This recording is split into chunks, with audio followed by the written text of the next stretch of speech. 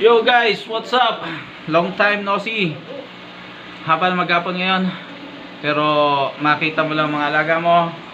You know, Flowerhorn, Arowana, Stingray, Pickup Bass. Tanggal ang pagod. Saka kita nyo ibang ngiti ko. Dahil to dito sa may wagang box na ito. Kita nyo to? Mamaya share ko sa inyo yan. Napanaluan ko to sa raffle. Murang-murang taya ko, sulit na sulit. Then ang bumalik ito, pangarap ko tong isang to talaga. Siguro pag nakita nyo to, sabi nyo pangarap ko rin yan. Ang pangarap ko sige mamaya pakita ko na lang. Pero kailangan kong isakripisyo itong mga dati nang nangungupahan dito sa tank na to. Ito si JC, yung Arowana natin noon. Yung galing din sa raffle yan. Kailangan nating ilipat siya sa baba. Same size lang din ng tank. Kasi wala pa yung 200 gallons ko. Same size lang din yung paglilipatan natin. Si Pickup Bass, ililipat din natin. Napaka-challenging yun mamaya kung paano sila hulihin at ilipat dito sa baba. Kailangan ko i-water change din to. Kahit na water change na siya, water change ko tong ilalim. Babawasan ko. Then dito ako kukuha ng tubig na ipapalit. Kasi special to, tong mahiwagang box. Mamaya makikita nyo kung ano yan. Okay guys. Yan, ito guys, nagwa-water change na tayo. Iwa-water change natin yung ilalim. Tapos kukuha tayo ng tubig dito sa ibabaw. Para kahit pa paano safe yung ating pagta-transfer ng isda dito sa ilalim. Tapos ang idadagdag natin dito sa taas, yung tap water, at gagamit tayo ng Fish Love anti-chlorine. Water change. After water change, tubig naman ito ililipat. Okay? Pero guys, parang meron ako naisip. Parang tinatamad ako. Kasi parang ang hirap nga hulihin. Baka mamaya mabalian pa si JC, yung green Arowana natin. Parang mas maganda kung isama ko na lang doon. Kasi yung ating ilalagay doon ay 7 inches na. Si JC naman around 12. Observe ko muna sila kung mag-aaway. Pero si Pickup Bass siguro kailangan tanggalin. Yun na lang gagawin ko. I-acclimate ko na lang to. Hayaan ko na tong ilalim para makita nyo na rin agad. A few moments later. Gagamit tayo sa pag-acclimate. I-acclimate ko na kasi nagbago ang isip ko. Dito ko na lang siya ilalagay sa taas. Isasama ko siya kay JC. I-observe na lang natin kung aawayin siya ni JC. Kasi alam ko sa mga green Arowana, matapang din siya. Pero susubukan natin. Para makita nyo na rin kung ano tong may wagang box natin. Na nagpapangiti sa inyong lingkod. Ito, tinanggal ko na ang ano niya. Excited na ba kayo guys? Okay, baka tumalon. Iyan natin dito, yung dulo. Uy, nalasahan ko yon. Nalasahan ko yon guys. Hinaan natin ng konti para patak-patak lang siya.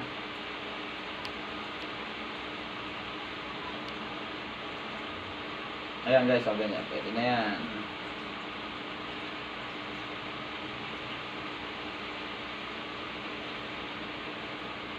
Yan. 30 minutes, ganito siya, or 1 hour. 30 minutes to 1 hour. Tapos, ilalagay na natin siya doon sa main tank natin. Cut mo to. Guys, papasilip ko sa inyo. Konti lang. Konting silip. Ayan Arowana din siya. Ang aabangan nyo na lang ay kung anong type ng Arowana siya. Hindi pa tayo tapos sa acclimation. Nag-aabang na. Magbabayad kayo ha. Kayong tatlo ha. Huwag niyong awayin. Pag inaway nyo, matutuluyan kayo ilipat doon sa baba. Ganda oh. Yan yung aking green arwana. Ayan. Nag-green na siya. Around 13 to 14 inches. 1 year old.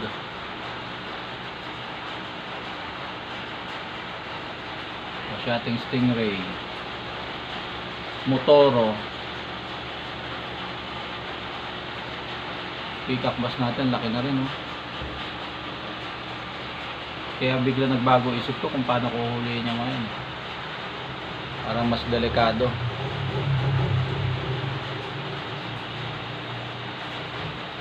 Problema, kailangan i-treat to ng maganda. Ito ang special ngayon sa aking mga aquarium. Ang pangarap kong arwana. Ayan, nasilip na siya. Konting minuto na lang. Lalangoy ka na.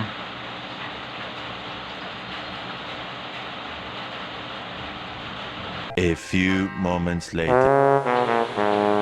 Dade, 30 minutes na. Grabe ka naman. Excited ka pa sa akin eh. Kita nyo, pag nakita nyo yung ngiti ng cameraman ko, mas excited ka sa akin. Okay, guys, tapos na 30 minutes. Pwede na natin siyang i-release. Nakakakaba, pero kailangan natin gawin to. Para matapos na rin to, makita na natin. Kasi mismo ako ay hindi ko pa nakikita kung gaano siya kaganda. So, tanggalin ko na yung pinang-acclimate natin.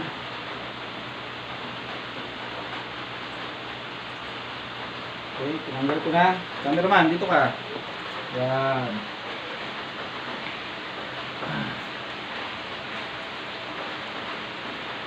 So, legit tong ating isda. Meron tayong certificate. Tinakpan ko muna para exciting. Okay. Habang na sila. Wish me luck, guys. Okay, ito na.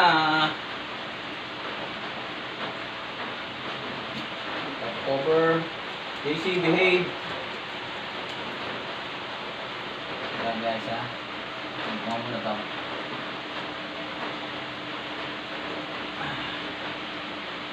Behave. Daming kalat sa ibabaw. Oh my god. Guys oh, kita ba ka dyan? Easy, alis dyan.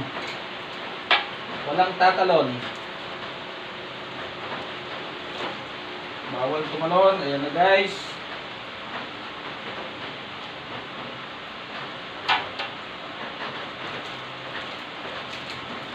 Wish me luck guys.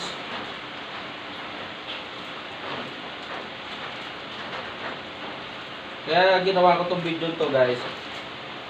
Hindi naman para ipagyabang ko tong aking bagong isda.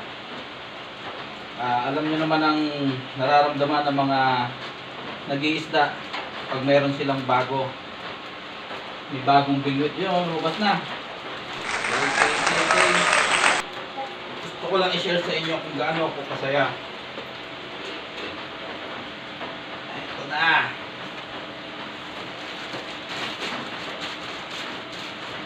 Ano yan guys ha? Oh yun na, sinusugod na ni JC. JC behave. God damn it. Okay guys, ito na. Pakita ko na. Ayun. You see that? Kita-kita nyo ba yan? Sarap. Ayan si JC oh. JC, behave. Ikaw balong ha. Umayos ka.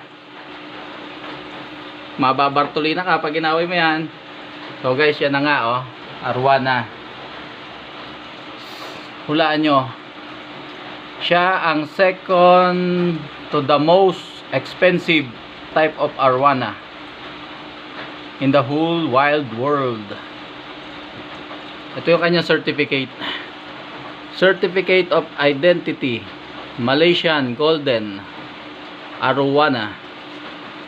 This is to certify that the dragon fish or arowana, bearing fishery, tag number 55510088889670, Bukit Mira Blue Base. So yun na nga guys, siya ay Blue Base Crossback Golden Arowana, second to the most expensive type of arowana. Okay, yan na, lumalapit na siya. Huwag kang makulit, peacock bass. So ito na. Magdamag ko naman siyang babantayan guys. Magdamag ko siyang babantayan. Magdamag ako dito nakatingin. Ayun, pawis ko oh.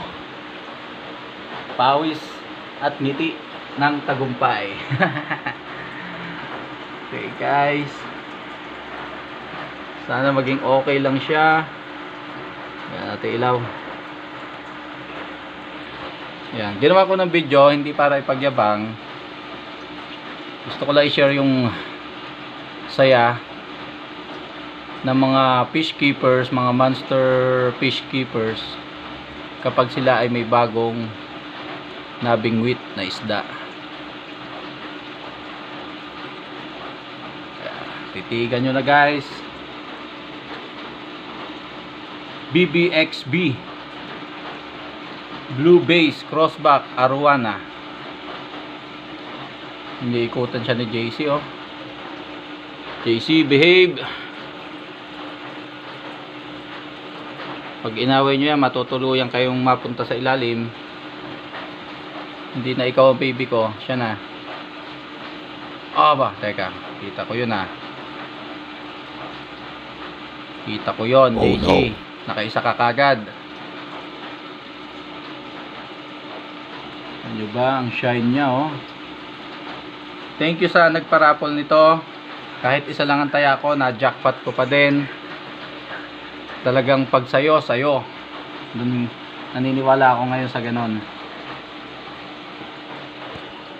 Grabe guys oh, pawis. Pawis ng tagumpay. Ganda, grabe. Gawin nyo ang pangarap ko, gold lang, kahit RTG.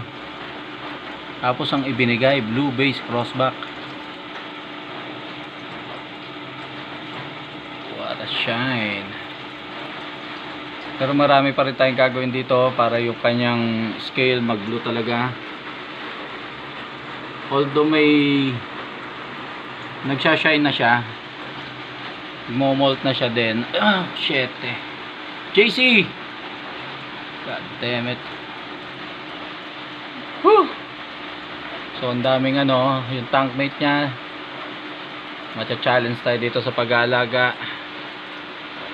Pero ang mahalaga, kailangan healthy ang fish mo. Yun naman ang mahalaga. Healthy sila. So hindi pa natin to pakakainin. 3 days sana kumain siya. Ganun ang karakteristik ng arowana eh. Pag bagong ano siya, hindi kaagad siya nakain. 3 days bago siya kumain. Pero ito nga, binubuli na agad ni JC. Ay guys, parang mapapagod pa ako ngayon magdamag. Parang hindi pa tapos ang trabaho ko. Okay, yun muna. Update ko na lang kayo pag malaki na siya. Thank you for watching. Don't forget to like, share, subscribe to my YouTube channel. Welcome back, Arowana Keepers of the South.